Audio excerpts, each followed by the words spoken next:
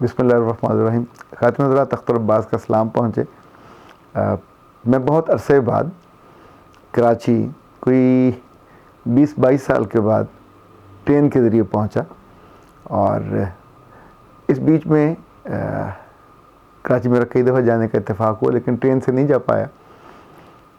एक दिलचस्प सफ़र था, काफ़ी वक्त था मेरे पास सोचने का, पढ़ने का, और पूरे रेल के कूपे में अकेला था, तो फिर अपने दोस्तों को फ़ोन भी करता रहा, उनसे बात भी करता रहा।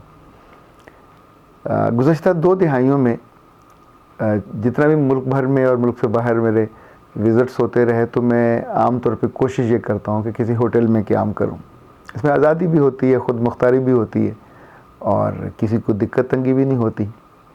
लेकिन इस दफ़ा बहुत अरसे बाद ये हुआ कि कराची में हमारे एक दोस्त हैं, डॉक्टर अब्दुल्ला मुत्तकी, हम उनको डॉक्टर अब्दुल्ला हिल मुत्तकी कह के बुलाते हैं। जब उनसे मेरी बात हुई और मेरे जहन में और मेरे वहमो गुमान में भी ऐसी कोई चीज़ नहीं थी कि उनसे कोई इस तरह की बात, जो कि जिनके लिए मैं जा रहा था ट्रेनिंग के लिए, चेज़अप की और माइलस्टोन की, तो हमारे जो कोऑर्डिनेटर से उन्होंने अरेंज किया हुआ था। हुआ ये कि जब मैं कराची पहुंचा तो लिटरली आई वाज वरीड। शाम हो गई थी, 8-9 बज गए थे, ट्रेन लेट थी और उस पर मैं बिल्कुल क्या कहना चाहिए बेदस्तोपा खड़ा था।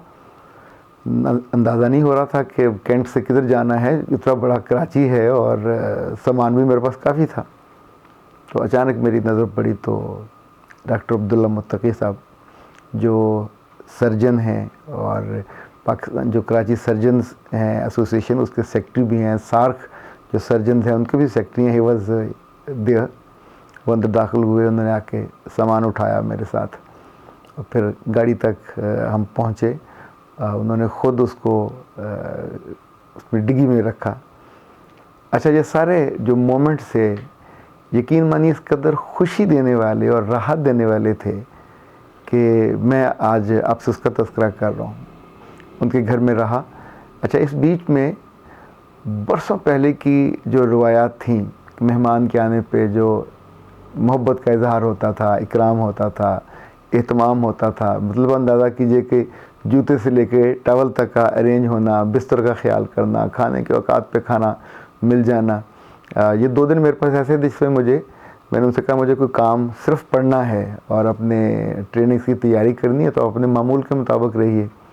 इस बीच में उन्होंने एक दिन अपने कराची भर के पुराने दोस्त थे, डॉक्टर, सर्जन और मुख्तलिफ, उनको बुलाया, उनके साथ लंच हुआ। एक दिन उनको सबको नाश्ते पे बुलाया।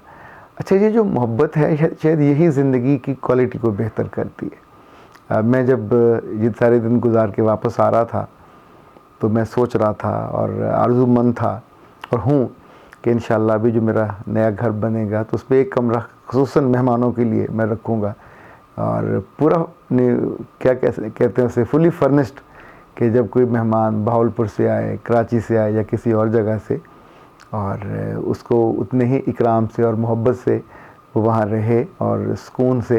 यानी ये जो ताल्लुक़ की खूबसूरती होती है, जिसमें दूसरा आपके यहाँ होता है और आप उसकी एक एक खुशी का लम्हा लम्हा ख्याल कर रहे होते हैं, इसकी एक अपनी लज़्ज़त है।